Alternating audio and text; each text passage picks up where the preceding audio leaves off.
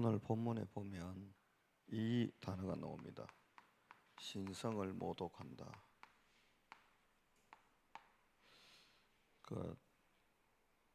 하나님 행세한다 이 말이거든요. 하나님처럼 되려고 하다가 원죄 범했잖아요. 어마어마한 죄를 지금 거론하는 겁니다. 그러면 이 사람들이 누굴 잘 모릅니까? 예수님이 어떤 분인지 잘 모르는 거죠. 그래서 예수님이 자신이 어떤 분인지를 이제 드러내 주시는 겁니다. 보고 믿으라고. 오늘 끝에 보면 하나님께 영광을 돌렸다. 그리 안 나옵니까? 예수님이 지금 뭐 하는 겁니까? 나는 단순한 치유만 하고 끝나는 존재가 아니다. 우리가 치료받기 위해서 뭔가를 자꾸 해야 된다 생각하는데 물론 뭐 그것도 틀리지 않습니다. 그러나 예수님은 치료만 하는 분이 아니고 예수님이 지금 소자야 안심해라, 작은 자야 안심해라, 네 죄사함을 받았다. 죄사함 권리는 하나님께만 있습니다. 그래서 예수님이 본인이 어떤 분임을 드러내는 겁니까? 예수님이 자신이 하나님이라는 사실을 드러내는 겁니다. 그래서 우리가 삼위일체를 위해 성부, 성자, 성령, 하나님 이렇게 이야기합니다. 오늘 우리는 이 본문에서 예수님이 어떤 분인지를 만나게 됩니다. 예수님은 하나님입니다. 저는 이 하나님이신 예수님 앞에 환자가 아프면 수술대에 올려놔야 되는데 지금 예수님 앞에 떡 올려놨잖아요. 그래서 혼자 한번 묵상하면서 이 생각을 해봤습니다.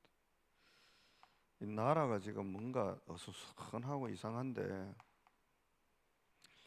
이 나라를 민족이 찢어지기 전에 이미 일제 강점기가 있었고 그거보다 처참한 이제 아예 반씩 나눠갖고 그런 신탁 통치할 때가 있었고 나눠진 민족끼리 전쟁하는 희한한 일이 지금까지도 반복되고 있는데 사람 하나 치료하는 것은 금방 예수님 했는데 하나님이 나라와 민족을 치료하는 데는 얼마나 걸렸을까? 400년 걸려서 형성된 문제 해결하는데 광야 포함해서 40년 걸렸습니다.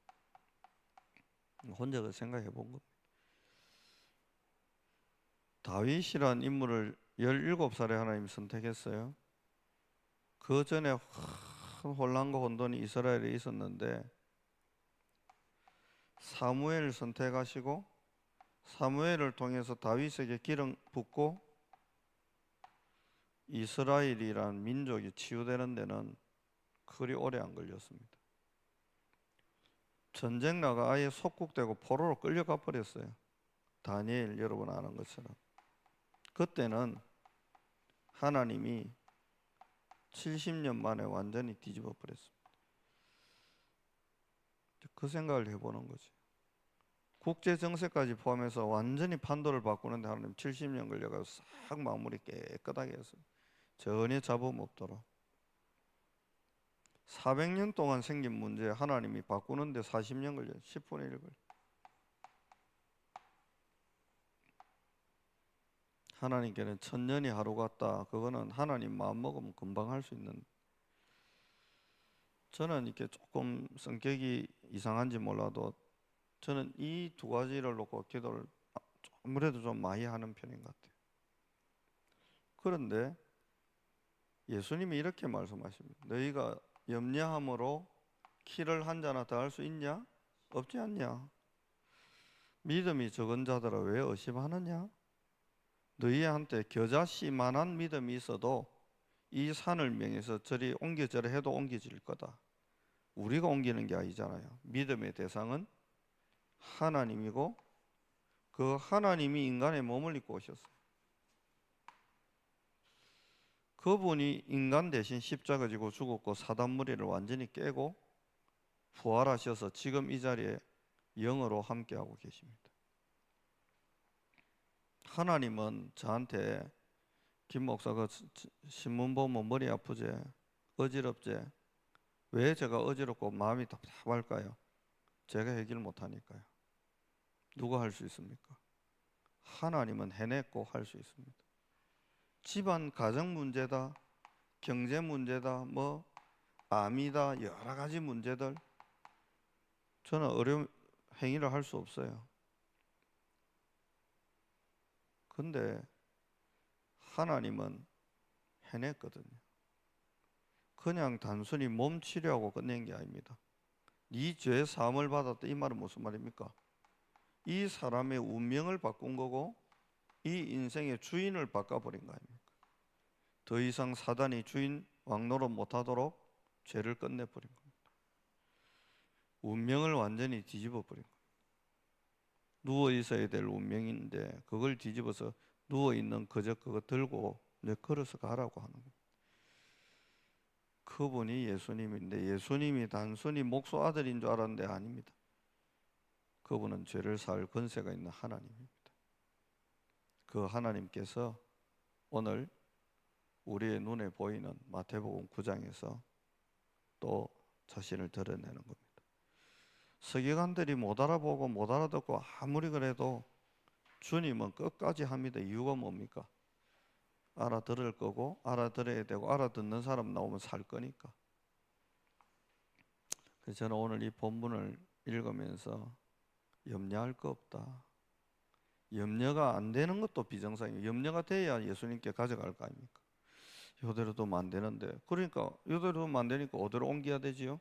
예수님께 옮겨놔야 되는데 옮기려고 가보니까 예수님 필요한 사람이 너무 많아가 문 앞에까지 꽉 찼잖아요. 그래 어쩝니까? 할 수 없어. 이 사람들이 방해꾼이 아니고요, 이 사람도 예수가 필요해서 온 사람들이니까 싸울 것도 없어.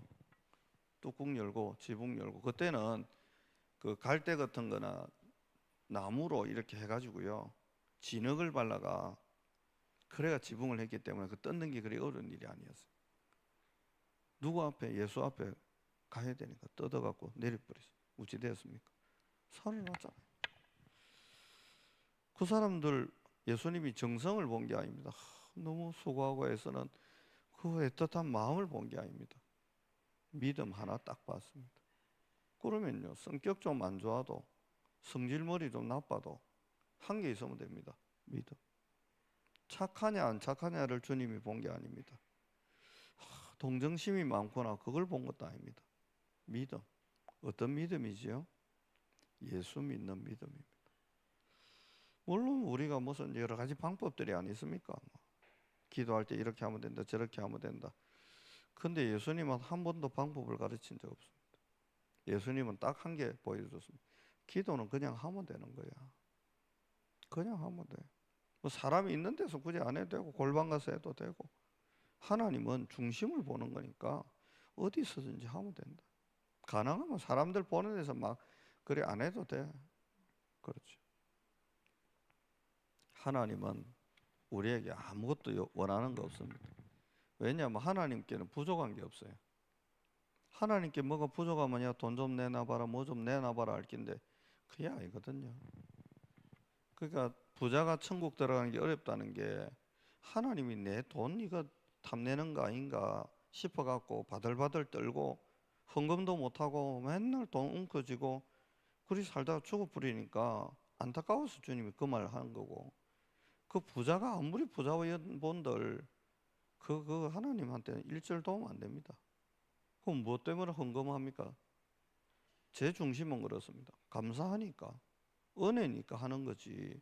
내가 돈 좀 내놓으면 하나님 일에 큰 도움이 돼. 아니요, 일절 도움 안 됩니다. 하나님은 우리의 힘과 능력이 필요한 분이 아니에요.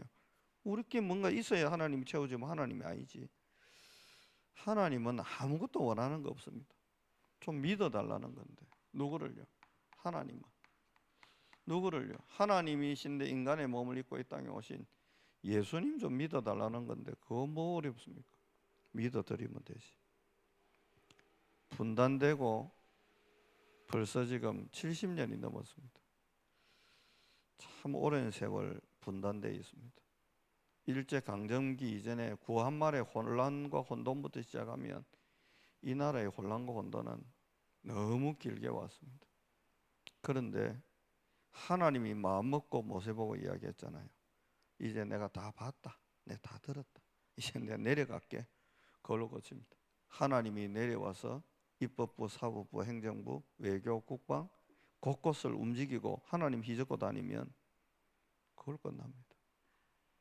그래서 하나님이 안 움직이면 우리 하면 됩니까? 종병병대 메고 예수님께 가버리잖아요. 우리가 가든지 하나님이 오시든지 이제 우리가 마음껏 다닐 수 있잖아요. 천국 열쇠 준 이유 뭡니까? 내가 안 가면 내 보고 싶으면 너가 온나 이 말 아닙니까? 문 열고 들어와서 내하고 이야기하자 그 말 아닙니까? 뭐 어려울 게 있습니까? 제가 봐도 이게 나라가 진짜 어디로 가는지를 모르겠어요. 답답할 때 많아요.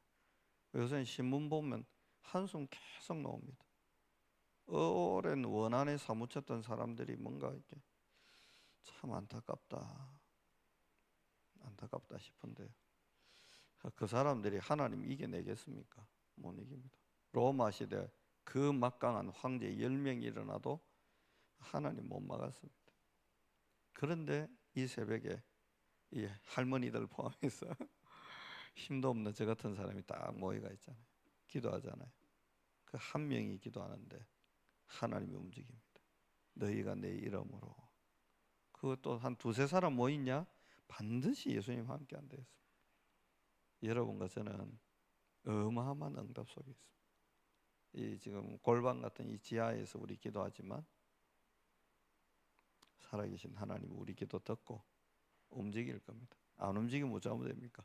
쳐들어가면 되지만 문 열고 들어가. 하나님 예수님 주무시니까 제자들이 막 소리 지르고 안 했습니까? 예수님의 마음이 두 가지인 것 같아요. 하나는요, 좀 믿고 좀 있으면 되지, 그 마음도 있고요. 딴 데 도움 요청 안 하고 저 사람이 뭐 바다를 나나 물을 나나 뭐 배를 나나 아무도 모르는 목수 아들인데 저 사람 깨워봤자 아무 소용없어. 그냥 계속 자기하고 우리가 어째 해보자 안 하고 예수님 일러 보이소. 도대체 잠이 옵니까? 하면서 막 하니까 예수님이 빙그레 웃으면서 이제야 내 깨우네. 그런 마음이었을 수도 있겠다 싶습니다. 어쨌든 우리가 예수님한테 가면 다 되는 거 아니겠습니까? 오늘 이 새벽에도 개인의 문제가 있는지 가정의 문제가 있든 내가 말할 수 없는 누군가의 문제를 내가 알고 기도하고 있든 상관없습니다.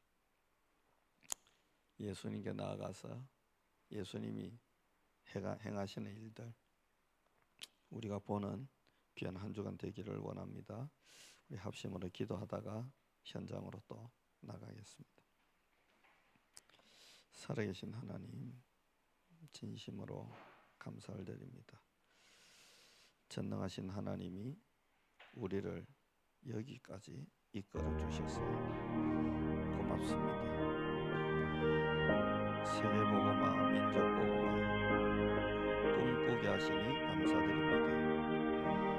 우리의 인격과 능력으로는 택도 없는 이야기지만 우리는 택도 없지만 주님은 전능하시니까 마음만 먹으면 주님은 할 수 있으니까 지금까지 해오셨고 앞으로도 해 가실 거니까 저는 그 하나님을 믿습니다.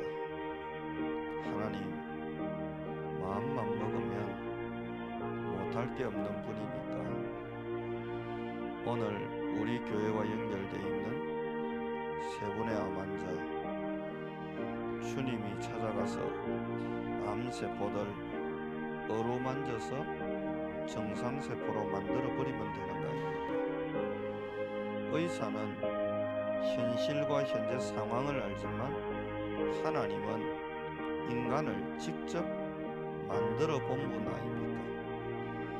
차를 직접 만든 사람이 차에 대해서 제일 잘 아는 것처럼 인간을 만들어 본 분이 인간에 대해서 제일 잘 알지 않겠습니까?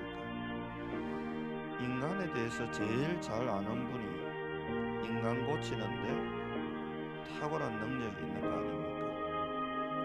400년 가까운 시간 애굽에서 정신과 영혼까지 물들고 병들어버린 민족 전체를 치료하고 회복시키는데 40년이면 충분하지 않으셨습니까? 살아계신 아버지 하나님,